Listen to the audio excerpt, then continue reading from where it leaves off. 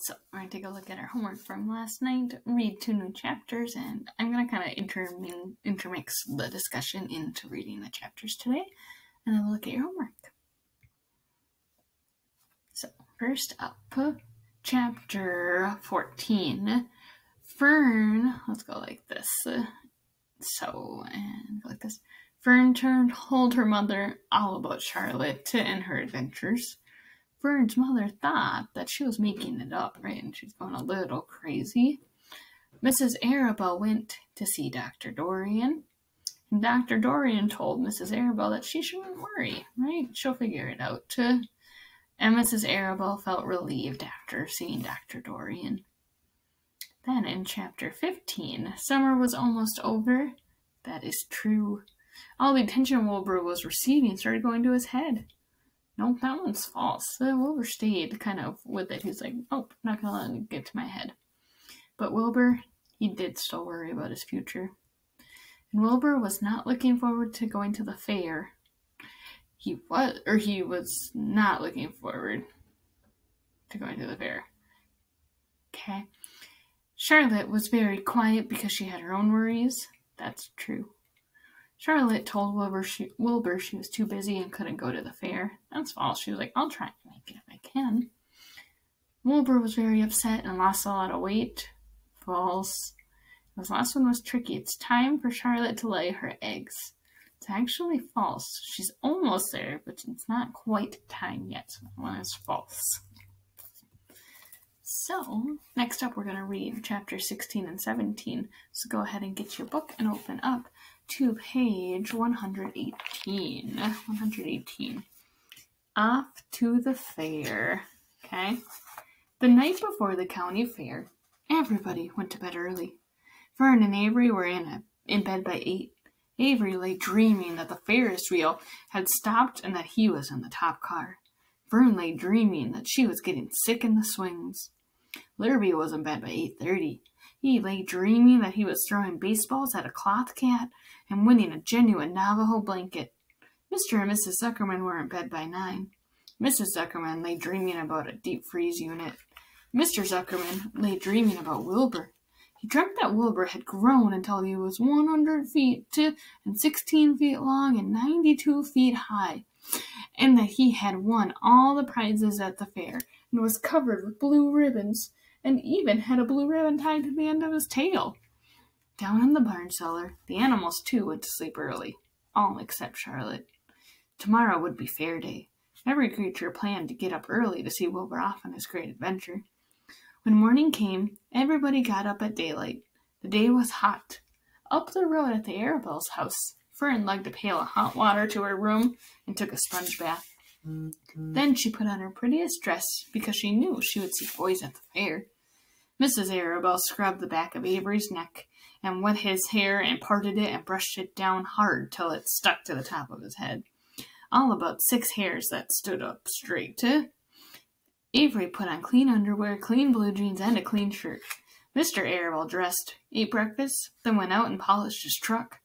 He offered to drive everybody to the fair, including Wilbur. So let's pause there and think. How do we know that the fair is an important event based off of what the characters are doing so far? Well, they went to bed really early, right? And then they're starting to get all dressed up and they're making sure they're extra clean and everything's looking super nice.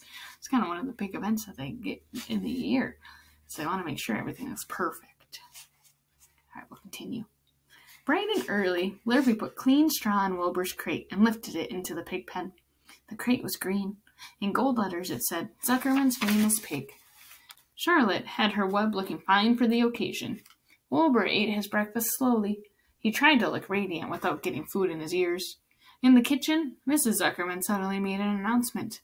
Homer, she said to her husband, I'm going to give that pig a buttermilk bath. A what? Said Mr. Zuckerman. A buttermilk bath. My grandmother used to bathe her pig with buttermilk when it got dirty, and I just remembered. Wilbur's not dirty, said Mr. Zuckerman proudly. He's filthy behind the ears, said Mrs. Zuckerman. Every time Larrabee slops him, the food runs down around his ears. Then it dries and forms a crust. He also has a smudge on one side where he lays in the manure. He lays in clean straw, corrected Mr. Zuckerman. Well, he's dirty, and he's going to have a bath. Mr. Zuckerman sat down weakly and ate a donut. His wife went into the woodshed. When she returned, she wore rubber boots and an old raincoat, and she carried a bucket of buttermilk and a small wooden paddle. Edith, you're crazy, mumbled Zuckerman. But she paid no attention to him. Together they walked to the pig pen. Mrs. Zuckerman wasted no time. She climbed in with Wilbur and went to work. Dipping her paddle in the buttermilk, she rubbed him all over. The geese gathered around to see the fun, and so did the sheep and the lambs. Even Templeton poked his head out cautiously to watch Wilbur get a buttermilk bath. Charlotte got so interested she lowered herself on a dragline so she could see better.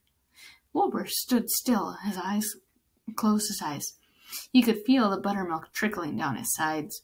He opened his mouth and some buttermilk ran in. It was delicious. He felt radiant and happy. When Mrs. Zuckerman got through and rubbed him dry, he was the cleanest, prettiest pig you ever saw. He was pure white, pink around the ears and snout, and smooth as silk. The Zuckermans went up to change into their best clothes. Larrabee went to shave and put on his plaid shirt and his purple necktie. The animals were left to themselves in the barn. The 7 goslings paraded around their mother. Please, please, please take us to the fair, begged a gosling. Then all 7 began teasing to go. Please, please, please, please, please, please. They made quite a racket. Children, snapped the goose, we're staying quietly, idly at home. Only Wilbur is going to the fair. Just then Charlotte interrupted. I shall go too, she said softly. I have decided to go with Wilbur. He may need me. We can't tell what may happen at the fairgrounds. Somebody's got to go along who knows how to write. And I think Templeton better come too. I might need somebody to run errands and do general work. I'm staying right here, grumbled the rat. I haven't the slightest interest in fairs. That's because you've never been to one, remarked the old sheep. A fair's a rat's paradise. Everybody spills food at the fair. A rat can creep out late at night and have a feast. In the horse barn you will find oats that the trotters and pacers have spilled. In the trampled grass of the infield you will find old discarded lunch boxes containing the foul remnants of peanut butter sandwiches, hard-boiled eggs, cracker crumbs, bits of donuts, and particles of cheese.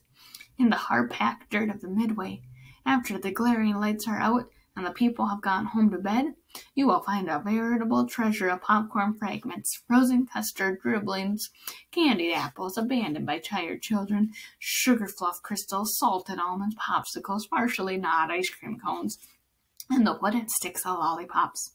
Everywhere is loot for a rat. In tents and booths and haylofts. Why, a fair has enough disgusting leftover food to satisfy a whole army of rats. Templeton's eyes were blazing. What do you think that means?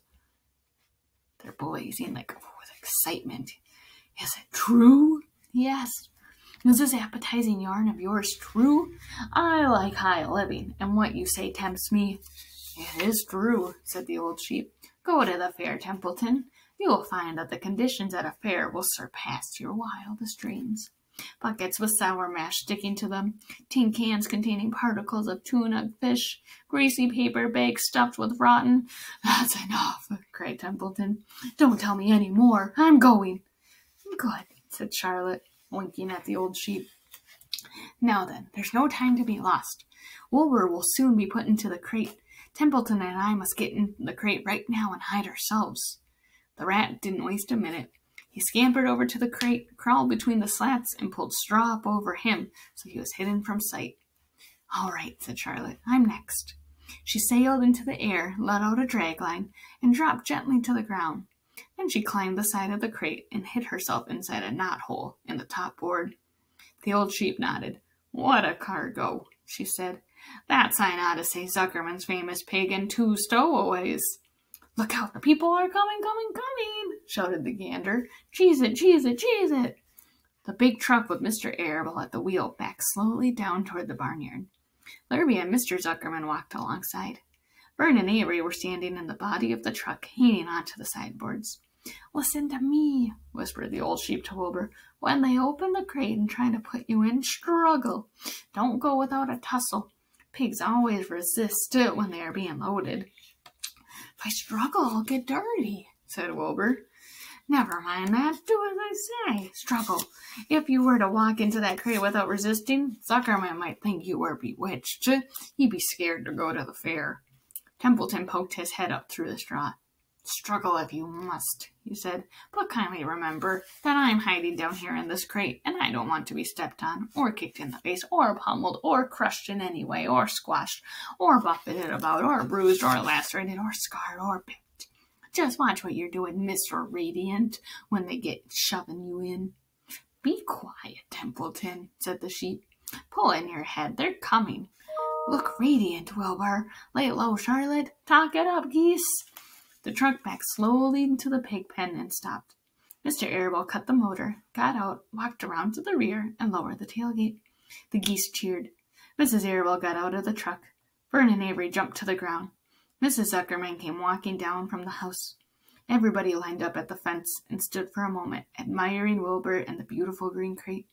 Nobody realized that the crate already contained a rat and a spider.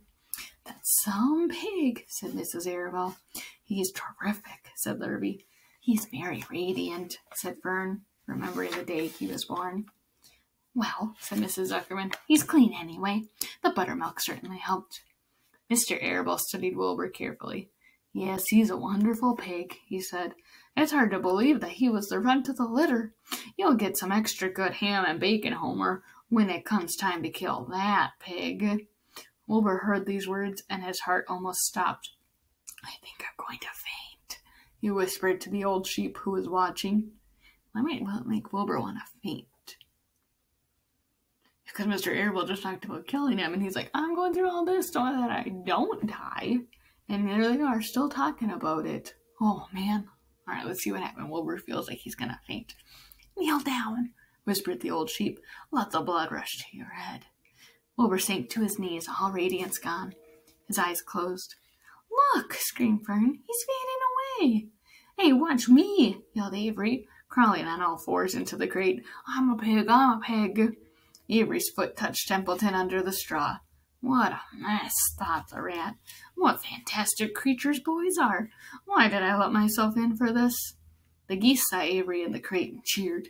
Avery, you get out of that crate this instant, commanded his mother.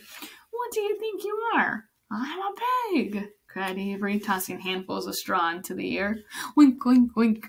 The truck is rolling away, Papa, said Fern. The truck, with no one at the wheel, started to roll downhill. Mr. Arable dashed to the driver's seat and pulled on the emergency brake. The truck stopped. The geese cheered. Charlotte crouched and made herself as small as possible in the knothole so Avery wouldn't see her. Why might Charlotte do that? So last time they met, Avery tried to knock her down, right? So she's like, let's stay hidden. Come out at once, cried Mrs. Arable. Avery crawled out of the crate on hands and knees, making faces at Wilbur. Then Wilbur fainted away. The pig has passed out, said Mrs. Zuckerman. Throw water on him. Throw buttermilk, suggested Avery. The geese cheered. Lurby ran for a pail of water. Fern climbed into the pen and knelt by Wilbur's side. It's sunstroke, said Mr. Zuckerman. The heat is too much for him. Maybe he's dead, said Avery. Come out of that pig pen immediately, cried Mrs. Arable. Avery obeyed his mother and climbed into the back of the truck so he could see better. Larry returned with cold water and dashed it on Wilbur. Throw some on me, cried Avery. I'm hot, too. Oh, keep quiet, hollered Fern. Keep quiet. Her eyes were brimming with tears. Wilbur, feeling the cold water, came to. He rose slowly to his feet while the geese cheered. He's up, said Mr. Arable. I guess there's nothing wrong with him. I'm hungry, said Avery. I want a candied apple. Wilbur's all right now, said Fern. We can start. I want to take a ride in the Ferris wheel. Mr. Zuckerman and Mr. Arable and Lurby grabbed the pig and pushed him head first toward the crate. Wilbur began to struggle. The harder the men pushed, the harder he held back. Avery jumped down and joined the men. Wilbur kicked and thrashed and grunted. Nothing wrong with this pig, said Mr. Zuckerman cheerfully, pressing his knee against Wilbur's behind. All together now, boys. Shove! With a final heave, they jammed him into the crate. The geese cheered. Lurby nailed some boards across the end, so Wilbur wouldn't back out. Then, using all their strength, the men picked up the crate and heaved it aboard the truck. They did not know that under the straw was a rat, and inside a knothole was a big gray spider. They only saw a pig. "Everybody in," called Mr. Arable. He started the motor. The ladies climbed in beside him. Mr. Zuckerman and Lurby and Fern and Avery rode in the back, hanging onto the sideboards. The truck began to move ahead. The geese cheered. The children answered their cheer, and away went everybody to the fair. So now we're getting set up for the fair. We're going to meet a new character, Uncle. It's chapter 17, Uncle. When they pulled into the fairgrounds, they could hear music and see the Ferris wheel turning in the sky. They could smell the dust of the racetrack where the sprinkling cart had moistened it, and they could smell hamburgers frying and see balloons aloft. They could hear sheep blatting in their pens. An enormous voice over the loudspeaker said, "Attention, please. Will the owner of a Pontiac car, license number H2439, please move your car away from the fireworks shed?" So why not E.B. White start off this chapter with all that? What does that do for us as a reader? It gets us to really picture the fair, right? Almost like we're there. It makes it more lifelike. "Can I have some money?" asked Fern. "Can I too?" asked Avery. "I'm going to win a doll by spinning a wheel, and it will stop at the right number," said Fern. "I'm going to steer a jet plane and make it bump into another one." "Can I have a balloon?" asked Fern. "Can I have a frozen custard and a cheeseburger and some raspberry soda pop?" asked Avery. "You children be quiet while we get the pig unloaded," said Mrs. Arable. "Let's let the children go up by themselves," suggested Mr. Arable. "The fair only comes once a year." Mr. Arable gave Fern 2 quarters and 2 dimes. He gave Avery 5 dimes and 4 nickels. "Now run along," he said, "and remember, the money has to last all day. Don't spend it all the first few minutes. And be back here at the truck at noontime so we can all have lunch together. And don't eat a lot of stuff that's going to make you sick to your stomachs." So that doesn't seem like a lot of money, right? That's like, let's say 2 quarters is 50 cents, and 2 dimes would be like 70 cents. And Avery got 5 dimes is 50, and 4, so he got 70 cents also. But that was kind of like getting like a $10 or $20 bill and being like, "Here, make this last all day," because it happened a long time ago. So that makes more sense than how they could maybe make it last all day. And things cost a lot cheaper back then. Like you could get pop for like 5 cents instead. So they could make it stretch farther. "And if you go on those swings," said Mrs. Arable, "you hang on tight. You hang on very tight. Hear me? And don't get lost," said Mrs. Zuckerman. "And don't get dirty. Don't get overheated," said their mother. "Watch out for pickpockets," cautioned their father. "And don't cross the racetrack when the horses are coming," cried Mrs. Zuckerman. The children grabbed each other by the hand and danced off in the direction of the merry-go-round, toward the wonderful music and the wonderful adventure and the wonderful excitement, into the wonderful midway where there would be no parents to guard them and guide them, and where they could be happy and free and do as they pleased. Mrs. Arable stood quietly and watched them go. Then she sighed. Then she blew her nose. "Do you really think it's all right?" she asked. "Well, they've got to grow up sometime," said Mr. Arable, "and a fair is a good place to start, I guess." While Wilbur was being unloaded and taken out of his crate into his new pig pen, crowds gathered to watch. They stared at the sign, "Zuckerman's Famous Pig." Wilbur stared back and tried to look extra good. He was pleased with his new home. The pen was grassy, and it was shaded from the sun by a shed roof. Charlotte, watching her chance, scrambled out of the crate and climbed a post to the underside of the roof. Nobody noticed her. Templeton, not wishing to come out in broad daylight, stayed quietly under the straw at the bottom of the crate. Mr. Zuckerman poured some skim milk into Wilbur's trough, pitched clean straw into his pen, and then he and Mrs. Zuckerman and the Arabels walked away toward the cattle barn to look at purebred cows and to see the sights. Mr. Zuckerman particularly wanted to look at tractors. Mrs. Zuckerman wanted to see a deep freeze. Larry wandered off by himself, hoping to meet friends and have some fun on the midway. As soon as the people were gone, Charlotte spoke to Wilbur. "It's a good thing you can't see what I see," she said. "What do you see?" asked Wilbur. "There's a pig in the next pen, and he's enormous. I'm afraid he's much bigger than you are." "Maybe he's older than I am, and he had more time to grow," suggested Wilbur. tears began to come to his eyes. Why is that making Wilbur sad? He's kind of worried that he's not the biggest pig. Maybe he won't win, and maybe the Zuckermans won't want to keep him. Oh, let's see what happens. I'll drop down and have a closer look, Charlotte said. Then she crawled along a beam till she was directly over the next pen.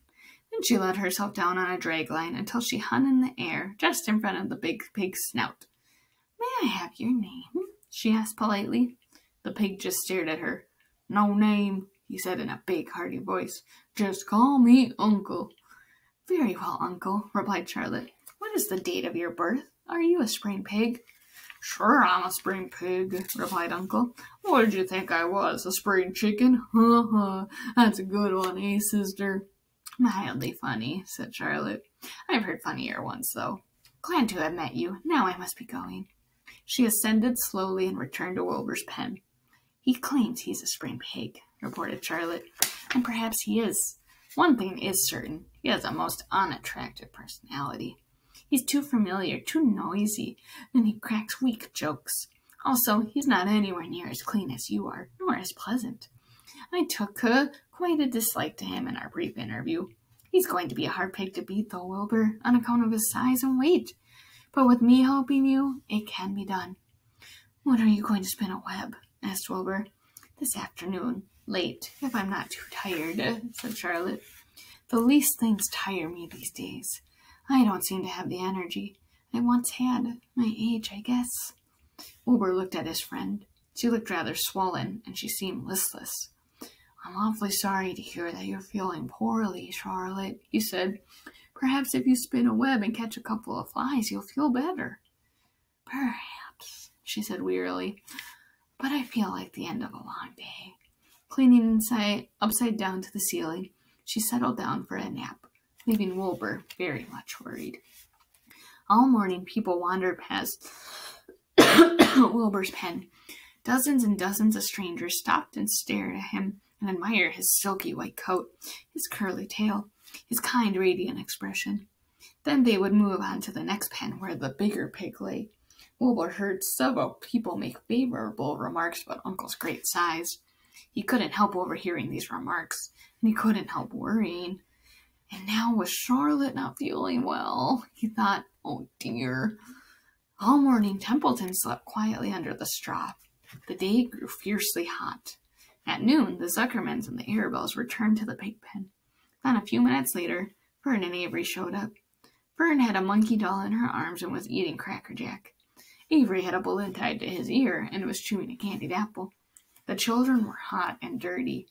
Isn't it hot? Said Mrs. Zuckerman. It's terribly hot, said Mrs. Arabelle, fanning herself with an advertisement of a deep freeze. One by one, they climbed into the truck and opened lunch boxes. The sun beat down on everything. Nobody seemed hungry. When are the judges going to decide about Wilbur? Asked Mrs. Zuckerman.